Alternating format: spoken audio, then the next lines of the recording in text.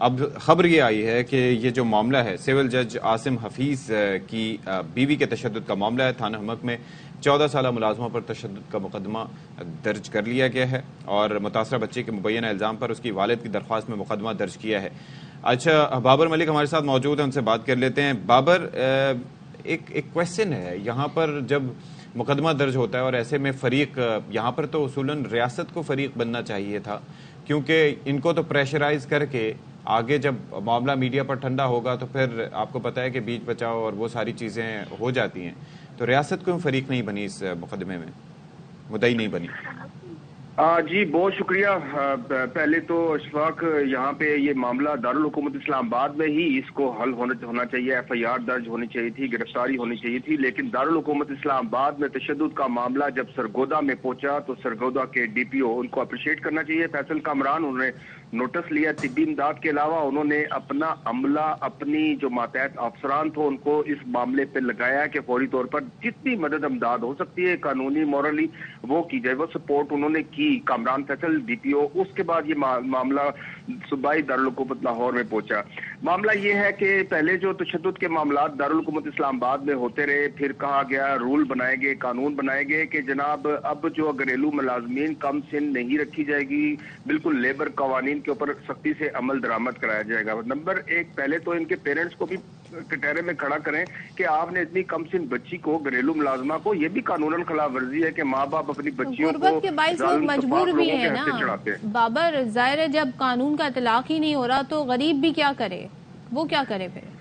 دیکھیں، child labour کے لیے چائلڈ پروٹیکشن بیورو بنا ہوا ہے پنجاب میں. ڈیفینیٹلی وہ بھی ورک آؤٹ کر رہے ہیں، کام کر رہے ہیں. دارالحکومت اسلام آباد میں بھی ساری صورتحال ہے، وہ بھی وہ بھی ورک کر رہے ہیں. تو وہ ادارے کس لیے ہیں؟ وہ ادارے اسی لیے ہیں کہ ایسے معاملات جب سامنے آتے ہیں یا ان کے نوٹس میں آتے ہیں تو وہ نوٹس لیتے ہیں. فی الحال دارالحکومت اسلام آباد کا معاملہ جب سرگودا اور سرگودا سے لاہور گیا تو اب تو یہ ہائی لائٹ ہوا اور اس کو کیفرے کردار تک پہنچانا میرا سوال اداروں کا فرض ہے. ایف آئی آر کے متعلق تھوڑا سا آپ کو بتا دو اس وقت کہ دیکھیں تشدد کا معاملہ سامنے، قانون پابند ہوتا ہے، شواہد کا قانون پابند ہوتا ہے، رپورٹس کا. میڈیکل لیگل رپورٹ نہیں آئی تو بچی کی والد کی درخواست پر اب وفاقی پولیس نے کیا کیا ہے؟ ابتدائی طور پہ تو انہیں بہت پہلے مقدمہ درج کر لینا چاہیے تھا کہ بچے کا والد جو اس بچی کو لے کے سرگودا نہ جاتا، وہاں معاملہ یہ نہ ہوتا، ادھر ہی حل ہوتا.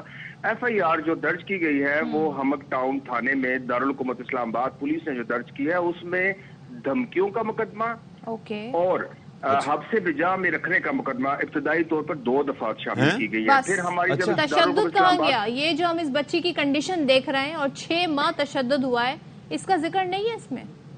فوری طور پر یہ سوال جب ایف آئی آر آپ دیکھتے ہیں، کرائم رپورٹنگ کرنے والے جو رپورٹرز ہیں جو لیگل معاملات کو دیکھتے ہیں، ان کے ذہن میں یہ سوال اٹھتا ہے تو اس کا یہ جواب انہوں نے دیا ہے کہ جو تشدد کے والد کے بیان ہم نے درج کر لیا ہے، تشدد کے معاملات اس میں درج کر لیں گے. ابھی میڈیکل لیگل رپورٹ آئے گی، اس میں شامل جو اس کے مطابق جو ہے اس میں مزید دفعات شامل کی جائیں. میڈیکل لیگل رپورٹ جو ہوتی ہے. ٹھیک ہے بابر، تھینک یو سو مچ. بابر ہمیں بتا رہے ہیں جی میڈیکل لیگل رپورٹ آنی ہے، اس کے بعد پھر تشدد کی دفعات شامل ہو سکتی ہیں. اب اس پر بات کر لیتے ہیں. ہمارے ساتھ موجود ہیں chairperson child protection bureau Sara Ahmed صاحبہ. سارہ، بہت شکریہ آپ نے ہمارے لیے وقت نکالا. اچھا، بات یہ ہے کہ یہ بلا شبہ یہ واقعہ ہم دیکھ رہے ہیں کہ آپ کی طرف اور آپ کی جیورسڈکشن میں یہ نہیں آیا جہاں پر آپ چائلڈ پروٹیکشن بیورو کو ہیڈ کرتی ہیں، یعنی کہ پنجاب میں. لیکن don't you think it is very alarming کہ یہ ہو رہے واقعات، اور 2016 کا میں تذکرہ یوں کرتا ہوں کہ کافی مماثلت ہے ان واقعات میں. وہاں پر بھی ایک جج صاحب ملوث تھے، پھر ظاہر ہے کہ ان کی اہلیہ، اور پھر جس طریقے سے سزا ہوئی، پھر سزا 1 سال کی سپریم کورٹ نے کر دی.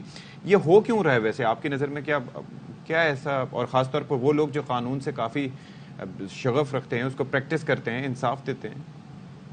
جی، سب سے پہلے تو میں کنڈیم کروں گی، بڑا افسوسناک واقعہ ہے and it's alarming to know کہ ایک جج کی وائف نے یہ سب کیا. اینڈ میری ٹیم کل ملی ہے جا کے ہاسپٹل میں، جنرل ہاسپٹل میں، اور out of our jurisdiction because Islamabad میں واقعہ ہے، ہماری جورسڈکشن لاہور کی، پنجاب کی ہے، لیکن آف کورس وہ بچی یہاں پہ ہے اینڈ بچے تو سب کے ایکول ہوتے ہیں سب کے لیے.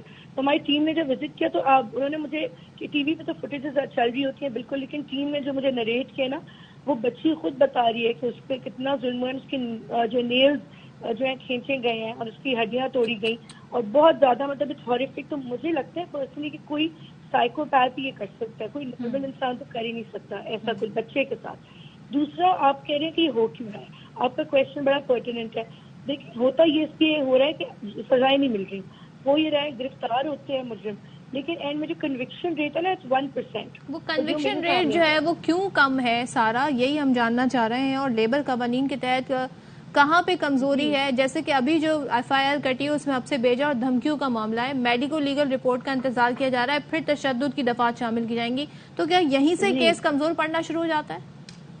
بالکل بالکل کیس کمزور پڑنا شروع ہو جاتا ہے. دیکھیں میں نے بہت سارے واقعات دیکھے اپنے سامنے, کوئی اراؤنڈ 250 ٹارچر کے, اور اس میں بڑے انفلوئنشل لوگ ملوث بھی ہوتے ہیں. ٹھیک ہے, پورے پاکستان میں ہو رہا ہے, کوئی ایک صوبے کی بات نہیں ہے. تو وہاں پہ جو ہے بڑے انفلوئنشل لوگ ملوث ہوتے ہیں. ہوتا یہ وہ کسی نہ کسی اسٹیج پہ انٹروین کر کے اپنا اثر رسوخ ڈال کے وہ جو ہے وکٹم جو ہوتا ہے اس کی فیملی کو مجبور کر دیتے ہیں, تھریٹن کرتے ہیں, وہ باہر نکل آتے ہیں, کمپرومائز ہو جاتا ہے, یا وہ کوئی وہاں پولیس میں انٹروین کر کے جو ہے وہ وہاں پہ بھی کچھ چیزیں ہو جاتی. تو ہمارا جو پروسیکیوشن انویسٹیگیشن اور جو جوڈیشری کا عمل ہے نا, اچھا سارا, ایک چیز جو ہمارا کنسرن ہے وہ یہ ہے کہ میں سوال کر رہا تھا, ہمارے جو نمائندے تھے ان سے بھی میرا سوال یہ تھا, اور ظاہر ہے کہ آپ لوگ بھی, کہ جب تک ایسے معاملات میں ریاست مدعی نہیں بنتی تو اس میں ہوتا یہ ہے کہ جو متعلقہ فریقین ہوتے ہیں ان کو تو پریشرائز کر کے پیسہ دے کے یا کسی بھی طریقے سے چپ کروا دیا جاتا ہے. جب تک میڈیا پہ کیس ہائی لائٹ ہوتا ہے تو بات ہوتی ہے, بعد میں وہ بھی بیچارے چپ کر جاتے ہیں.